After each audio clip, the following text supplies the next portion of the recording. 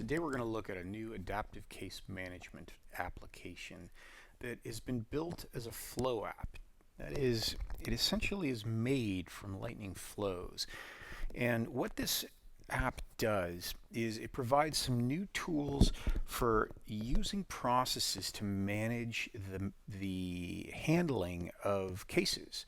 So what you see here is a Lightning component, and if you add this Lightning component to your case page and hook it up, it allows you to specify the exact set and order of processes that you want someone to take, and it allows you to do them on a per case state basis. So each state can have its own set of specific processes, and as you can see, you can specify that some processes are required and have to be completed before the case can be transitioned, and you can also create predecessor relationships so that one process can only be started after its parent process is completed. And there's also an add step feature here that allows the user to be given the ability to add additional steps so that you can have a template that is used automatically each time, but still make it possible for users to add processes that they believe are important to a particular case. So let's take a look. I've installed the Adaptive Case Management app into this org, and when I go to the app, you can see it's got a case management tab, and that tab provides access to all of the configuration. So this is the kind of stuff that typically lives in the setup menu. But we have built this as an independent app, and so the setup configuration takes place in a set of flows. So let's create a case plan, and let's give it a name. Case plan 1.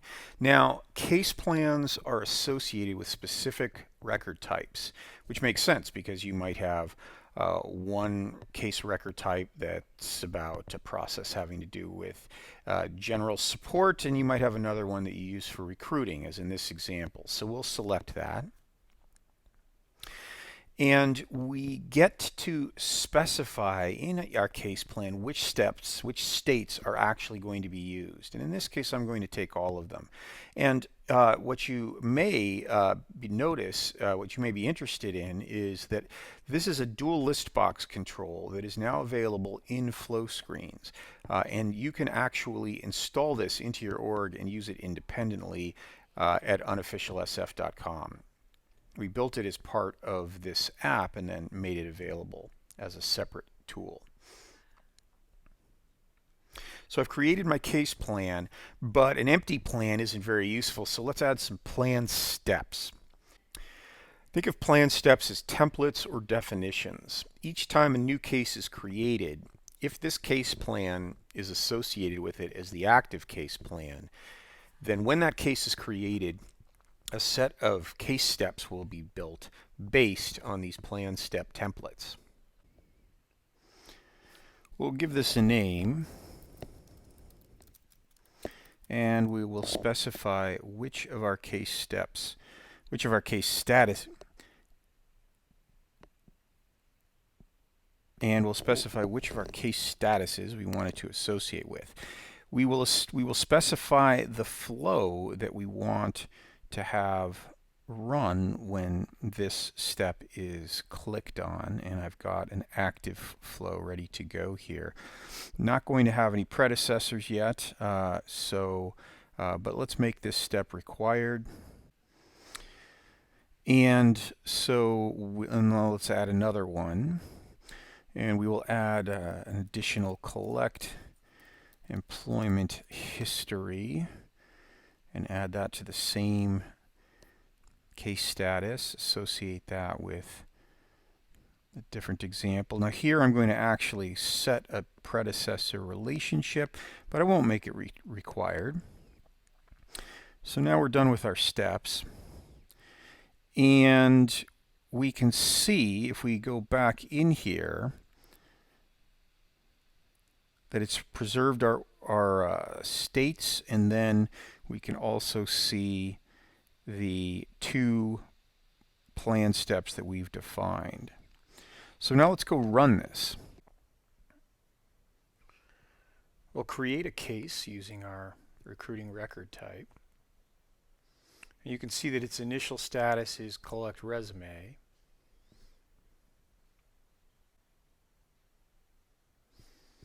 And you can see that the two plan steps have caused two case steps to be generated that are specific to this case. And they'll track the progress we have here.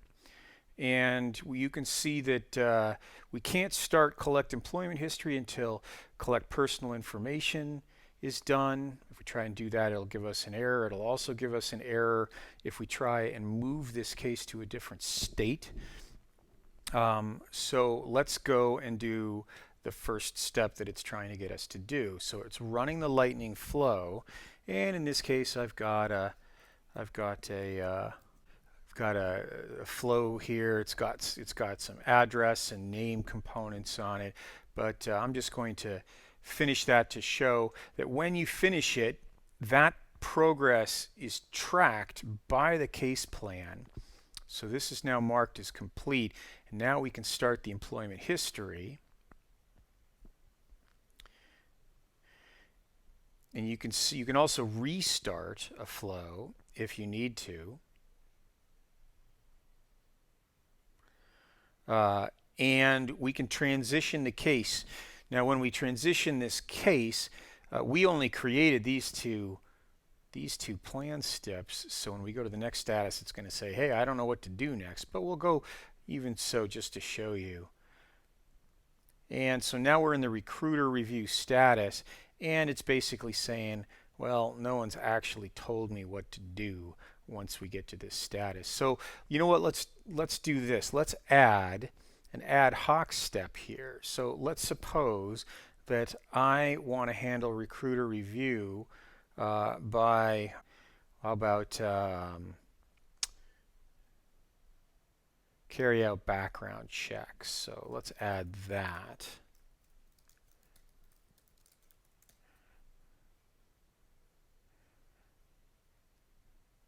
So you can see that that step has been added, and if I go somewhere else and come back, this step will still be here. This is persistently associated with this particular case right now, and we can run it and go through the same tracking process.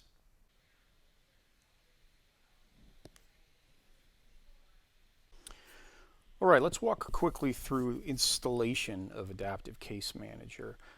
The installation docs and the administrative guide are currently hosted at Unofficial SF because this is essentially an unofficial community app. If you go to the Flow link, you'll see Utilities and Apps, and if you click on Utilities and Apps, you'll see the Adaptive Case Manager. So let's start with installation. First, deploy your package or push the source to a Scratch org.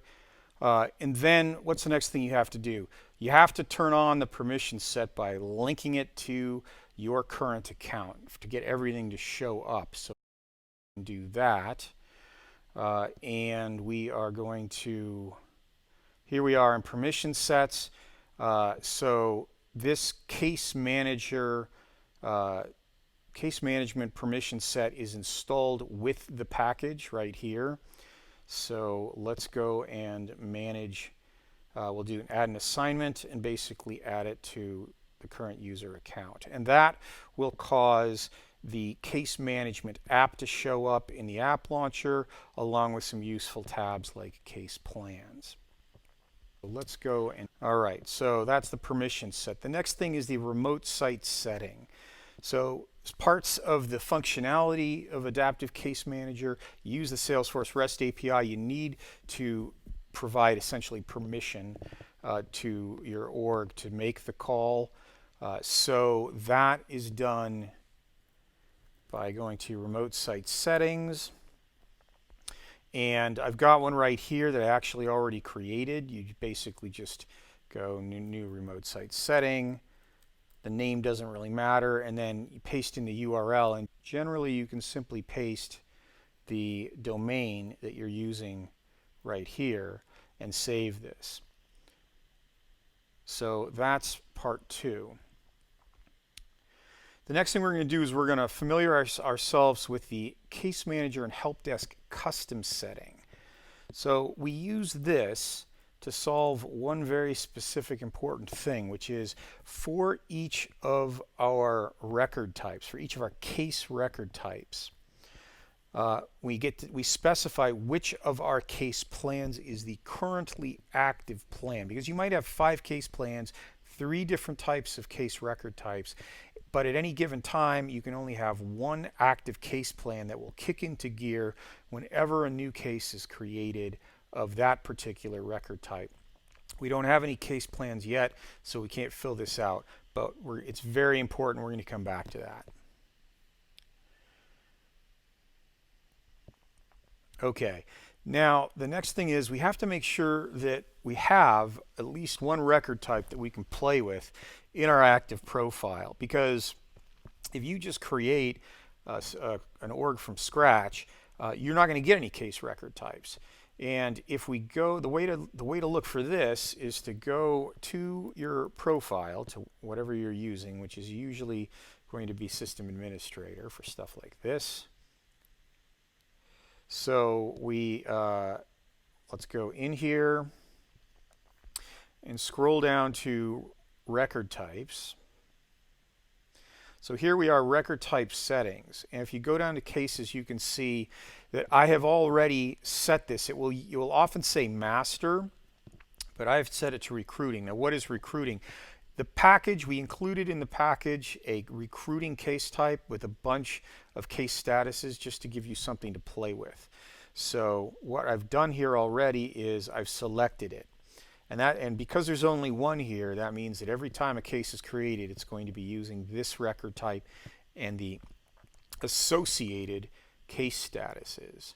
So for example, if we go over here and we create a case, you can see that it's got recruiting stuff.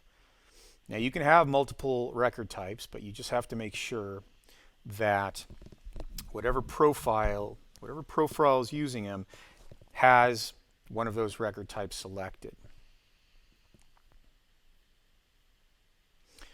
Okay, the next thing we're going to do is actually install the case plan into our Lightning page. So we've got this very basic page here. Let's click Edit Page.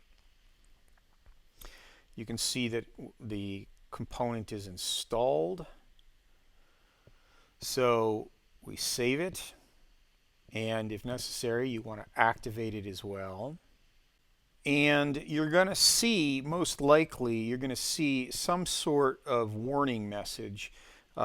Here is a typical message that you might see. Hey, you know what? This recruiting record type doesn't have an active case plan. Well, we haven't actually created any case plans yet on this org. We've just installed the app, so this is not a surprising message to get. So we basically have finished the installation. So the next stuff is administration. We're going to move on to that, and we've got the administrative guide. Now, earlier in the video, you saw some of the actual setup. We're not going to repeat that, but what we can do is go to case management. We can create a new case plan. Let's call it my case plan 1. I'm going to link it to recruiting. And then I'm going to specify which states I want and which states I don't want. So okay, so I've got my case plan 1 created. I could proceed now to add plan steps and make it useful. But that was covered elsewhere. What I'm going to do right now is go set that important custom setting. Now that I have this plan defined called my case plan 1, let's go and create a linkage to say that that's the case plan to use whenever someone creates a recruiting type of case. So the name doesn't really matter at all. The case plan, I'm going to paste in the name of that case plan I just created. and then I'm going to put the name of the record type. So now I'm saying that my case plan 1 is the active case plan for the recruiting record type. Now, because it has no plan steps, I'm not going to get very far, but what you're going to see is that it's no longer going to say, when we create a brand new case, it no longer says, hey, I don't have a case plan. Now it says, I have a case plan, but I don't have a plan step. So at this point, you would proceed to define some plan steps and assign some flows to them, and you're on your way.